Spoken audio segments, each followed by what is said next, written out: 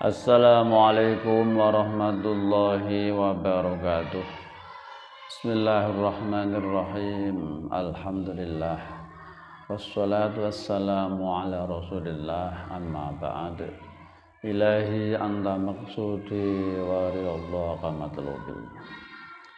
Kali ini kami akan menjelaskan tentang perjalanan untuk mencari Tuhan. Kenapa Tuhan kok perlu dicari? Kalau ada pertanyaan seperti itu, padahal Tuhan itu dekat sekali dengan kita. Dalam Al-Quran, wa idza sa'alaka ibadi anni fa inni qarib.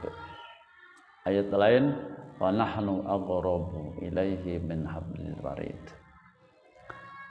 Kalau ada pertanyaan seperti itu, saya pun juga bertanya.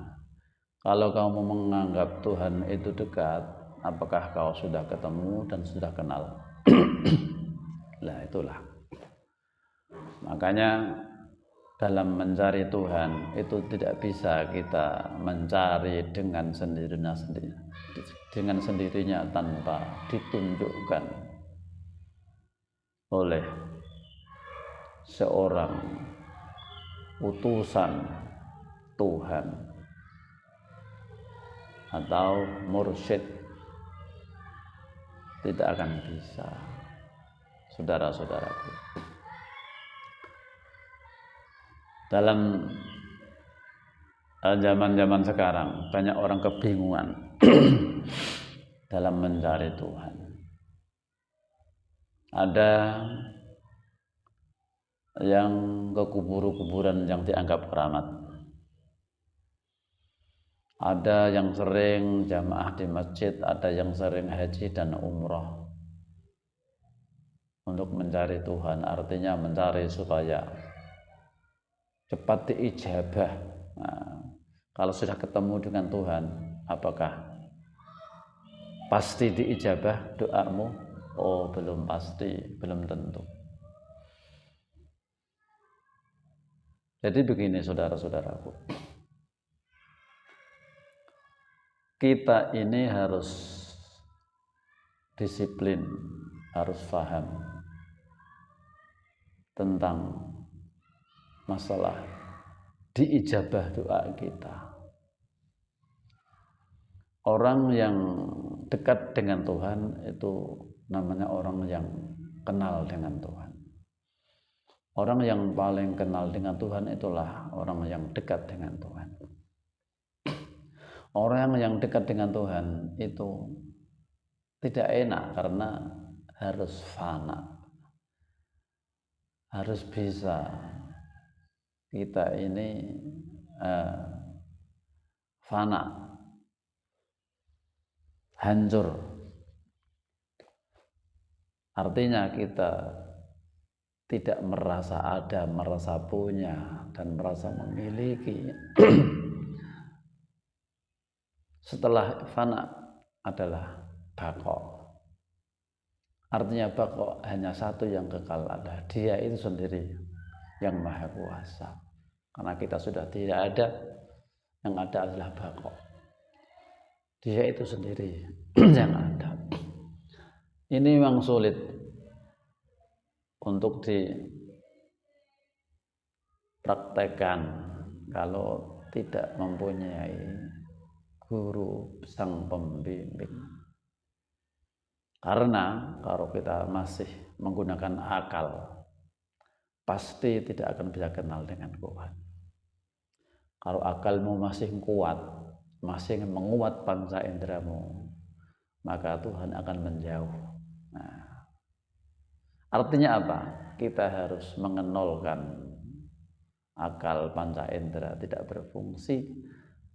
Yang di situ rohani akan kembali makin menguat. Maka akhirat dengan dunia itu dua sisi yang tidak bisa dikumpulkan. Kalau kamu menjauhi dunia, pasti mendekati akhirat. Kalau kamu menjauhi akhirat, pasti mendekati dunia. Kalau akalmu menguat, pasti kamu jauh dengan Tuhan. Kalau rohanimu menguat, pasti kamu dekat dengan Tuhan. Dari dalam thariqah arwah, ini adalah menguatkan rohani. Menguatkan rohani. Ini tidak akan bisa kalau tidak dibimbing oleh guru. Untuk mencari Tuhan. Nah, itu saya kembali lagi pada pokok awal. Orang yang kenal dengan Tuhan itulah orang yang namanya ma'rifat. Orang ma'rifat tidak harus sakti. Orang ma'rifat tidak harus kaya. Orang ma'rifat tidak harus kasyaf. Karena untuk bisa cepat sakti, cepat kaya, dan cepat kasyaf, itu tidak melalui Tuhan pun bisa. Nah, melalui iblis bahkan itu bisa. Cepat kaya melalui iblis bisa. Bisa kasyaf melalui iblis bisa.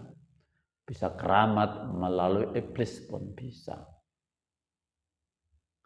Kalau kita itu masih mempunyai, masih merasakan itu, berarti akalmu itu masih berfungsi. Pasti akan jauh dengan Tuhan, walaupun toh kau rasa kamu dekat dengan Tuhan, karena akalmu berfungsi. Dalam bimbingan thariqah arwah, ini adalah mengfungsikan rohani supaya rohani itu menguat. Sulit sekali, prakteknya sulit sekali. Nah, karena kamu bisa membuktikan semua secara hakul yakin akhirat itu sekarang, bisa membuktikan hakul yakin dengan Tuhan itu juga kau buktikan dengan hakul yakin. Dzalika bi annallaha huwal haqqu, demikian itulah Allah, dialah yang maha hak. Nah, jadi kau buktikan secara hak. Artinya untuk mencari Tuhan itu tetap kamu harus mencari wasilah. Siapa? Yaitu harus mencari orang, lewat seseorang. Nah, untuk mengenal Tuhan tetap lewat manusia yang dijadikan Allah sebagai wasilah rohaniyahnya, yang dijadikan Allah sebagai wadah nurnya Allah, yang dibalik manusia itu ada nurnya Allah. Nah, yaitu apa? Utusan Kanjeng Nabi Muhammad sallallahu alaihi wasallam. Kalau kita sebagai umat akhir zaman yang tidak sezaman dengan Nabi, Kanjeng Nabi telah mewasiati adalah ada ulama waris. Al ulama warasatul anbiya. Harus kita mencari ulama akhir zaman yang secara estafet telah menerima rohaniyah yang sama rohaniyahnya Rasulullah sallallahu alaihi wasallam, yang di situ adalah bisa kau namakan itu adalah Rasul atau Nur Muhammad. Nah, di manakah Nur Muhammad itu? Kalau Nabi Muhammad sebagai jasadnya itu sudah wafat, Nur Muhammad itu tidak manusia, Rasul tidak manusia, itu sama. Nur Muhammad kemana? Nah, itu yang kau cari. Nur Muhammad tidak kemana, diwariskan turun temurun sawaris pada ulama waris yang dikehendaki Allah. Itu memang tidak bisa dibuktikan dengan panca indera, tapi hanya orang-orang yang dikehendaki Allah bisa menemukan itu. Semua dikehendaki.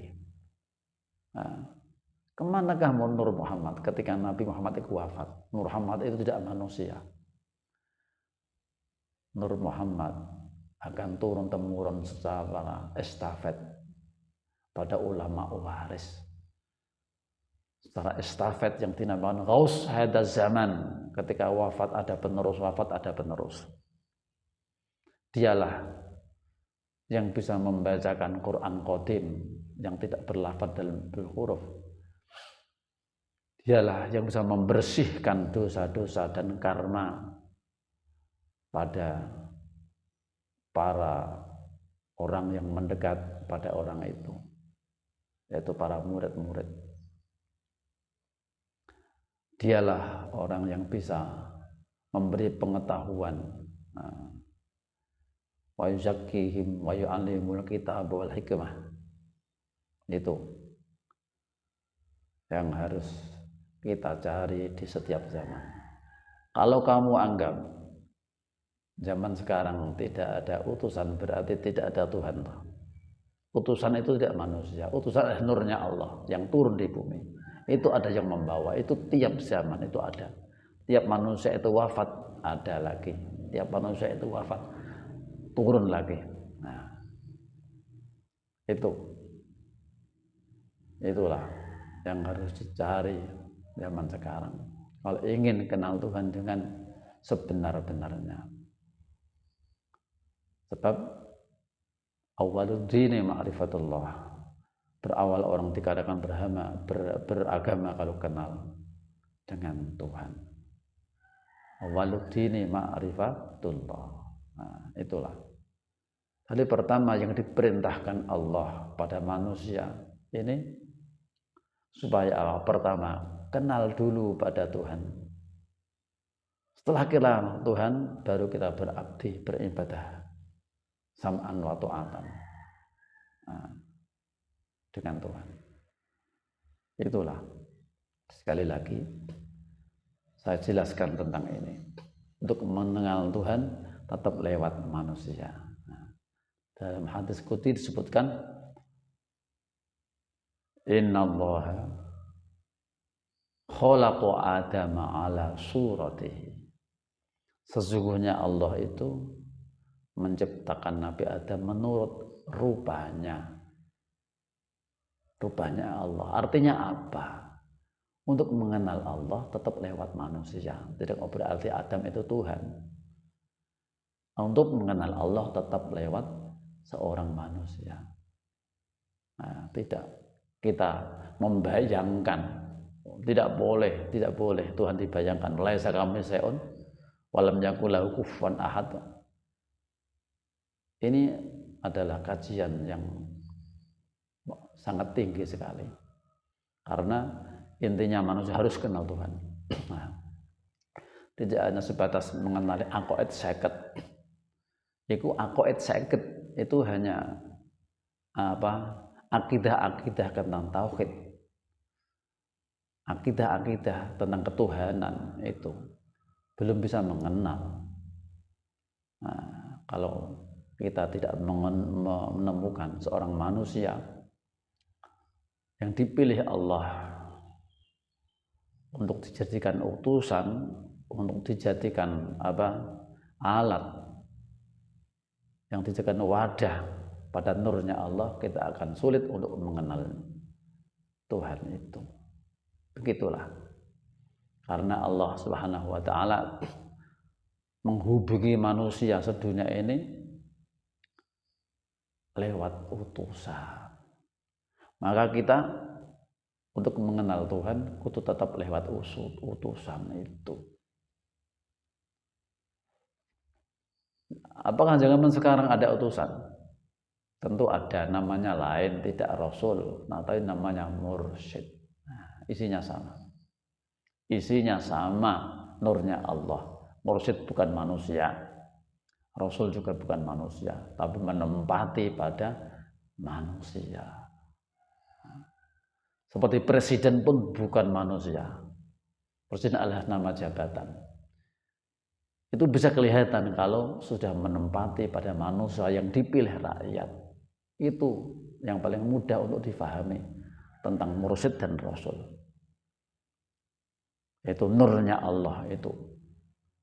Mursyid dan rasul adalah nurnya Allah yang sama. Hanya beda zaman. Di zaman Nabi namanya Rasulullah, zaman sekarang adalah namanya mursyid yang menempati pada wali.